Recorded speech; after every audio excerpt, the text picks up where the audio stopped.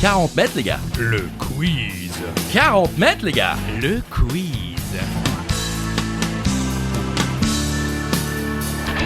Seul ou à plusieurs, à la maison, pendant l'apéro, sur la route du travail ou en direction des vacances, c'est 40 mètres, les gars. Le quiz. 40 mètres, les gars. Le quiz. Bonjour tout le monde. Et je suis toujours en compagnie de Christophe Ajus. Bonjour Christophe. Bonjour Charlie Weber. Des questions, des réponses, des erreurs et des choses justes. On apprend, on s'amuse. C'est 40 mètres, les gars. Le quiz. Et aujourd'hui, Christophe, avant de donner les règles, on précise immédiatement que c'est un quiz spécial géographie. Puisque Voilà. oui, il y a des règles. Oui, et si vous n'aimez pas, cassez-vous maintenant. Voilà. On vous l'a dit, c'est Voilà. géo, tant pis. C'est pas le Club Med, c'est géographie. Alors oui, les règles sont simples. On va vous poser des questions, vous donnez les réponses, que vous soyez en groupe ou en solo. Et on vous propose quand même de jouer votre joker à tout moment. Et pour jouer votre joker avant une question, il va falloir dire... Super U là. Super U là. Ne nous demandez pas pourquoi, c'est comme ça. Super U là. Et en plus, bien sûr, du joker, il y aura la question. La fameuse question twist. La question twist, alors là c'est vous qui décidez, changement de paradigme, changement d'époque, on change de vêtements, on change de maison, on change de ville. Bref, la question twist vous permet de changer un petit peu ce qui se passe. On change de ville, c'est bien, c'était un peu dans le thème, la géographie, Christophe. Ouais, oh, quel talent. En plus je l'ai pas fait exprès. C'est vrai ? Oui. Bravo, bravo. Première question, tiens, je vous la laisse, allez. Quel fleuve est le plus long de France ? Simple, efficace la question. Oui. Ah oui, d'habitude on fait des questions de 4 lignes, là non. C'est ce qu'on apprend en géographie à l'école, ça. Oui. Mais si vous êtes comme nous et que vous avez quitté l'école il y a longtemps, c'est pas facile. Donc Charlie. La réponse, c'est la Loire. 1012 km. Elle prend sa source en Ardèche, au mont Gerbier du Jonc. Voilà, comme ça vous savez tout. Et elle traverse pas mal de régions, de départements, Christophe. Oui, alors la Haute-Loire, la Loire, l'Allier, la Saône-et-Loire, la Nièvre, le Loiret, le Cher, le Loir-et-Cher, l'Indre-et-Loire, le Maine-et-Loire, la Loire-Atlantique, et pour terminer sa course dans l'estuaire de Saint-Nazaire. Allez, applaudissements chez vous, c'était incroyable, c'était un moment là d'alchimie. Ah, il s'est passé quelque chose. Ah oui, là on s'est fusionné, c'était Dragon Ball. Là. On s'est vraiment fusionné. Ah oui. Ah. Prochaine question. Quel est le plus petit pays du monde ? Le plus petit pays du monde. Ouais, il est content, Oui. et un petit pays, il est content, ça le fait pouffer. Je ris. De toute façon, il pense toujours à des trucs salaces. Donc déjà, le fleuve le plus long du monde, là, pouf. Et hop, Le plus petit pays du monde, voilà. il pouf. Le Vatican, bien sûr, hein, c'est un petit peu un piège, mais je suis sûr que beaucoup d'entre vous ont trouvé la réponse. 0,44 km², c'est pas très grand. Le quiz. Ah non, c'est pas ça. 0,44 mètres carrés, le quiz, c'est le Vatican exactement. Ensuite il y a Monaco. Ouais, si on avait été un podcast religieux mais discret, Ouais. on aurait fait ce nom-là de podcast. Les gens ne Ouais. se seraient pas doutés, mais en réalité, en fait, on fait du prosélytisme chrétien. Voilà. Alors qu'on est un podcast crétin. Et ça nous ressemble bien. Ensuite au niveau taille il y a Monaco 2 km², Nauru 21 km², c'était une île, c'est une île à côté de l'Australie. Après il y a Tuvalu, ou encore Saint-Martin ou le Liechtenstein. Voilà, c'est un peu les plus petits pays du monde. J'ai pas les tailles pour chaque pays, mais au moins vous le savez. Question suivante, mais attention. Avant que je la pose, si vous voulez tenter de jouer votre joker... Super U là. Super U là. Allez, question suivante, Charlie. Combien de frontières possède la France métropolitaine ? Oui, attention, hein, des frontières. Faut bien insister sur le on. J'appuie comme ça un peu sur Ah les- oui, beaucoup vous appuyez. Sur nos nerfs aussi. Alors, vous comptez sur vos doigts, je vous vois. J'ai fait pareil lorsqu'il m'a proposé cette question. Et je vous cache pas que moi j'avais dit 7. Mais en réalité... Il y en a 8. Eh oui. Bah oui. Et donc, dans l'ordre décroissant, Christophe. Alors, le chocolatine, du nombre de kilomètres partagés, il faut finir. Oui, bah oui, il est marrant, lui, il me dit décroissant et puis il y a une fin de la phrase. Moi jamais. L'Espagne, 623 kilomètres. La Belgique, 620. La Suisse, 573. L'Italie, 515. L'Allemagne, 448. Luxembourg, 73. Andorre, 57. Et Monaco, avec 4. On y est. On peut vraiment monter un spectacle, hein. Il y a moyen de faire quelque chose. Oui, bien sûr. Non, bien sûr que non.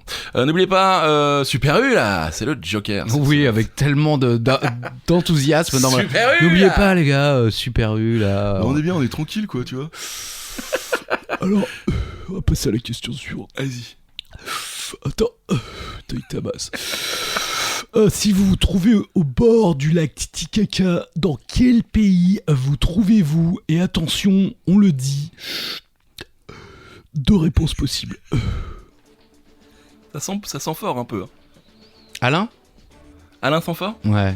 Très bien. Non. Si, elle est pas mal.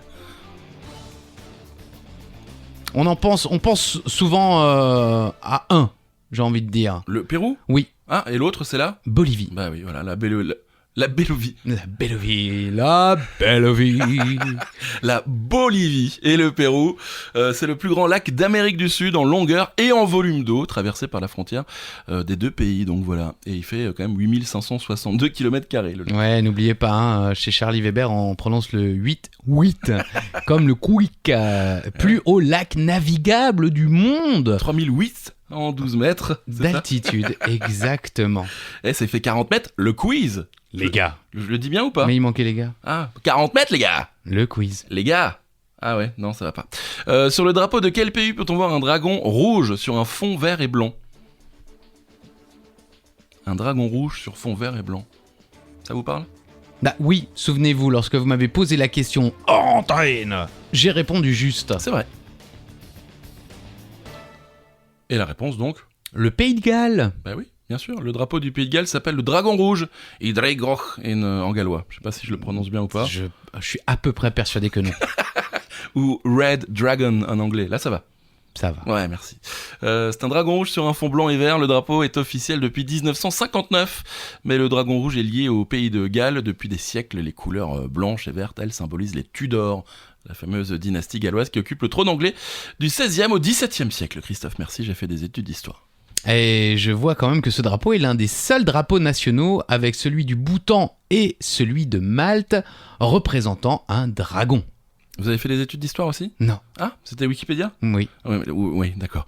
Moi aussi. N'oubliez pas, à tout moment, pendant qu'il pouffe, vous pouvez jouer votre Joker. Super U là ! Super U là ! Allez-y. Quel pays surnomme-t-on le pays des 1000 lacs ? Ah, c'est beau, hein ? C'est beau, hein ? Ah oui. Je connaissais la région des 1000 étangs. Ah bon ? Ouais, c'est en Haute-Saône. D'accord. C'est joli ? Ça va. Ah, bon, bah on embrasse... Non, franchement, c'est très joli. Et les 1000 lacs, c'est... En Finlande, Finland.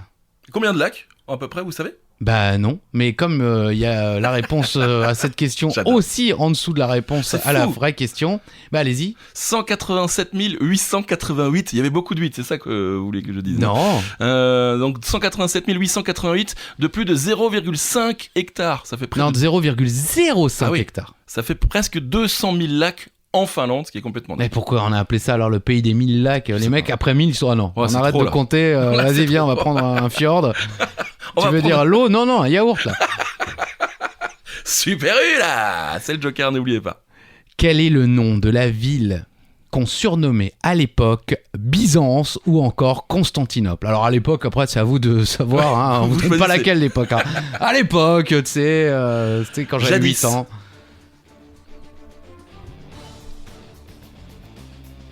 C'est plutôt facile. Non ? Oui, si, honnêtement, laissez-vous entraîner par votre première... Opinion, idée. Voilà, exactement. Ouais, c'est ça. Il Et faut- c'était Istanbul. Exactement. Nom officiel, Istanbul depuis 1930. C'est-à-dire que c'est pas si lointain que ça. Avant, on va quand même donner les époques. Byzance, c'était de moins 659 avant Jésus-Christ à 330 après Jésus-Christ. Et puis Constantinople, c'était un peu plus long, de 330 à 1930. 1930, Ouais. exactement. Ouais. Pendant 1600 ans, ça s'est appelé Constantinople. Et là maintenant. Je calcule vite. Ouais. Merci. Je vous en Bravo. prie. Bravo, Plaisir. non, bravo. On va faire un petit tour du côté de la musique, allez. Jacques Brel a chanté en 1962 une très belle chanson Oui. qui s'intitulait Plat pays.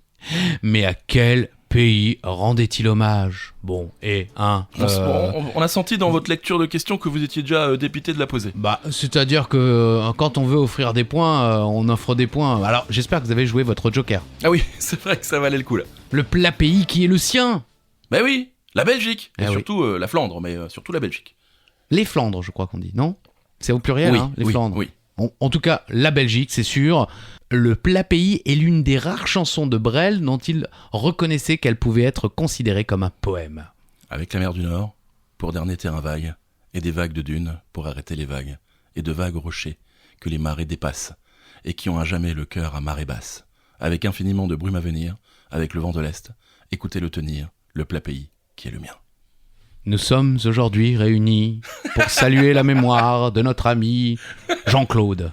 Jean-Claude, t'as été un ami incomparable, un chanteur émérite, et merci pour tous ces moments de nudité au restaurant. Oh oui. Bisous Jean-Claude. Bisous Jean-Claude, on t'embrasse bien fort. Super U là. Vous jouez votre joker ? J'ai le droit ? Bah oui. Alors je le joue là, maintenant. Super U là.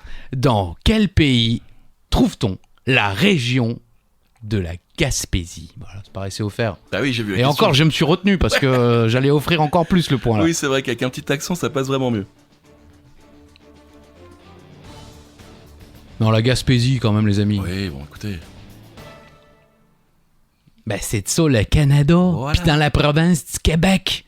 La péninsule gaspésienne fut le berceau du Canada lors du débarquement de Jacques Cartier en 1534. Je vous laisse continuer parce que l'accent, je le maîtrise pas. Donc. Le nom de Gaspésie... Ben moi non plus. Ah, bah, si, très bien. Ça fait illusion. Oui. Le nom de Gaspésie est un dérivé du mot Gaspé, qui est un dérivé du terme Micmac. Là, il n'y a plus aucun rapport. Qui est lui-même un dérivé du Big Mac, qui est lui-même un dérivé du château de sable. Alors, un peuple d'autochtones, hein, les Micmacs, présent bien avant l'arrivée des Vikings et des Européens. Gaspeg signifiait fin des terres. Voilà, hein, pas les terres, hein, mais la fin de là où il y a de la terre. Ouais, c'est ça, pas les terres, le produit. Oui, le produit Voilà. qu'on sniffe pour que Oui. les journées passent plus vite. Ah, c'est pour ça que ça passe plus vite. Non, mais je laisse aussi un petit moment de Merci. silence pour que les gens jugent. Allez, prochaine question. Vous connaissez le Christ Rédempteur qui domine la ville de Rio. Mais quel est le nom de la colline où se trouve ce monument ? Facile. Ne doutez pas. Ouais, pareil. Prenez votre première idée et foncez. C'est comme ça qu'on l'appelle d'habitude d'ailleurs. Ouais.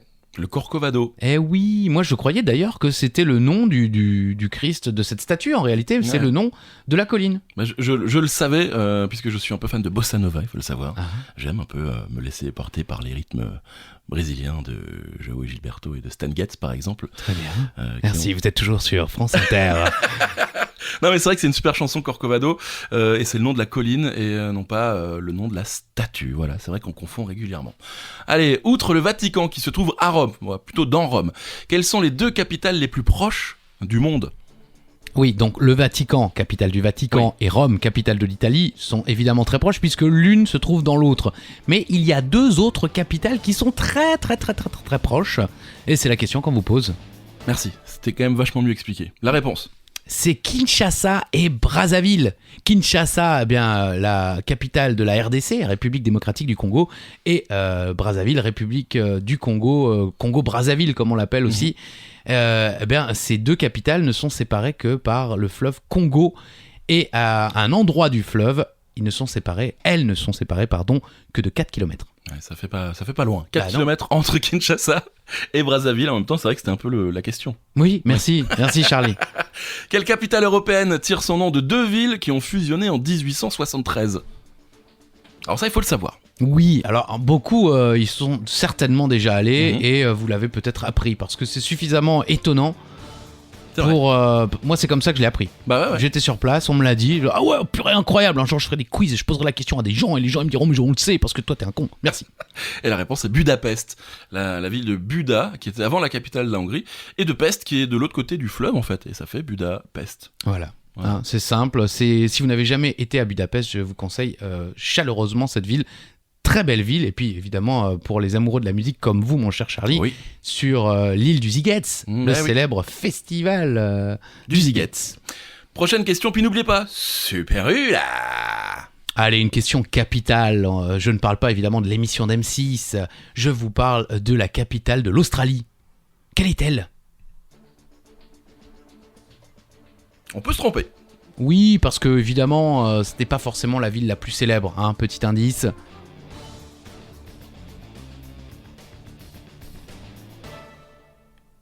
Il s'agit de Canberra.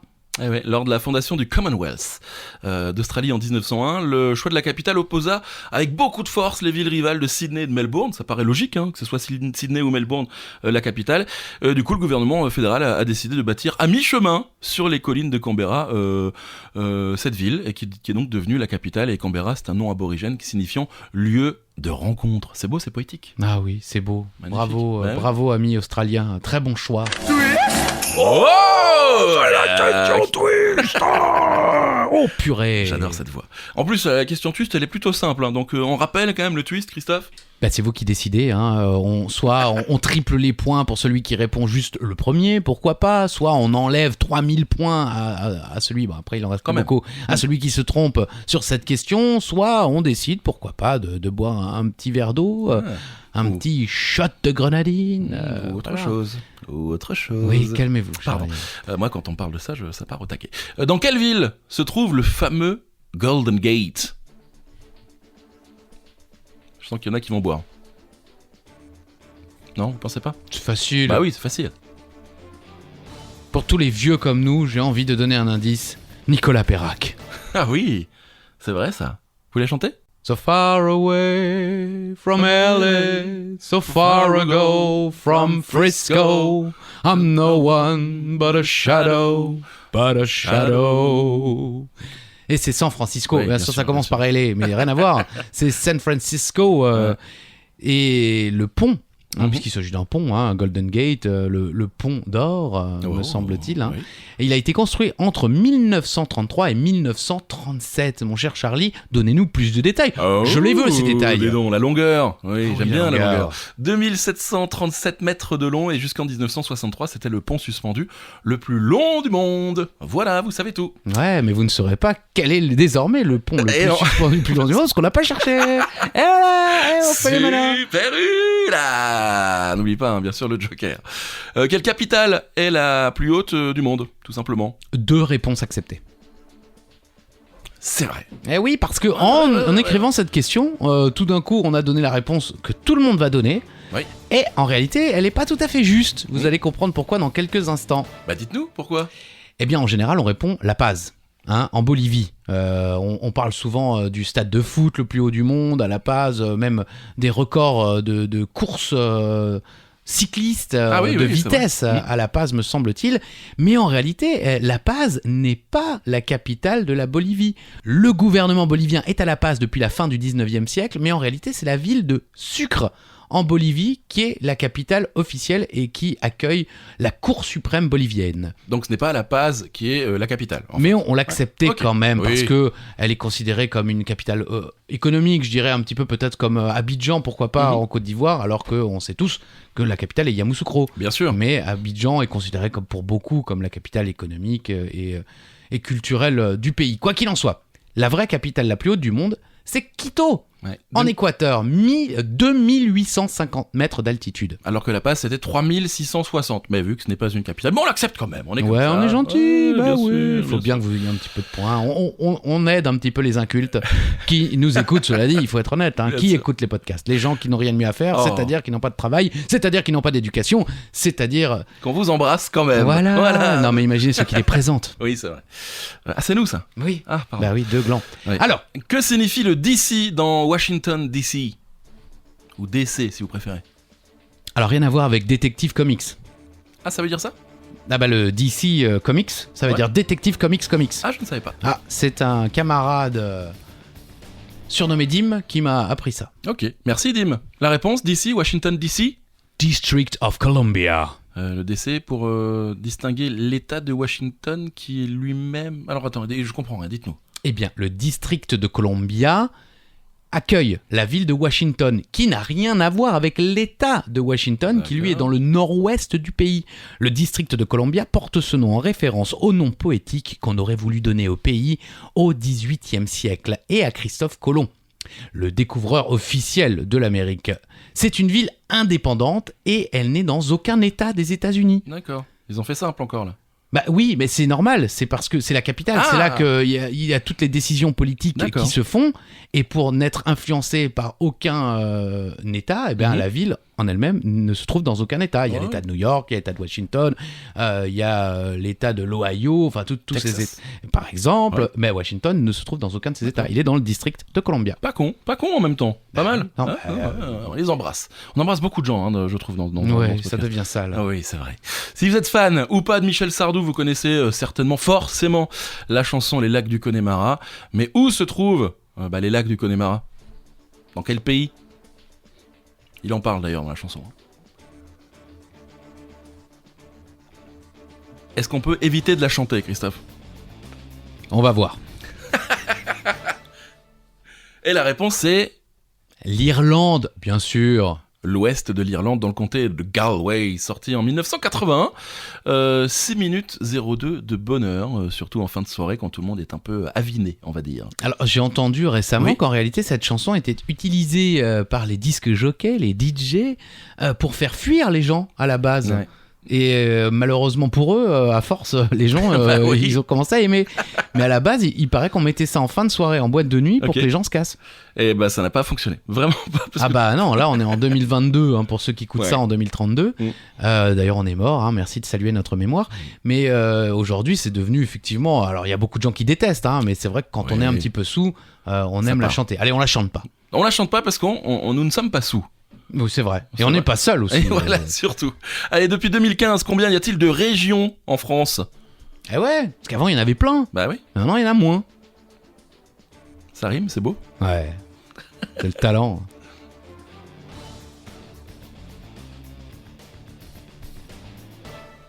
Et il y a donc 13 régions en France. Moins qu'avant, du coup, c'est vrai. Merci Charlie, c'est gentil. Ah, vous donnez les bonnes infos. Hein. Bien sûr, mais on va quand même les citer, ces 13 régions, Christophe. Hauts-de-France, Normandie, Bretagne, Pays de Loire, Nouvelle-Aquitaine, Occitanie, Provence-Alpes-Côte d'Azur, Corse, Auvergne-Rhône-Alpes, Centre-Val de Loire, Bourgogne-Franche-Comté Île-de-France, et la meilleure de toutes, le Grand Est. J'avais l'impression de faire partie de la soirée Miss France. Un peu. Oui, ou alors Eurovision spéciale Ouais. France. Ah oui, One point. Françovision. Attention, je joue mon joker. Vous y allez? Il faut crier. Super Hula.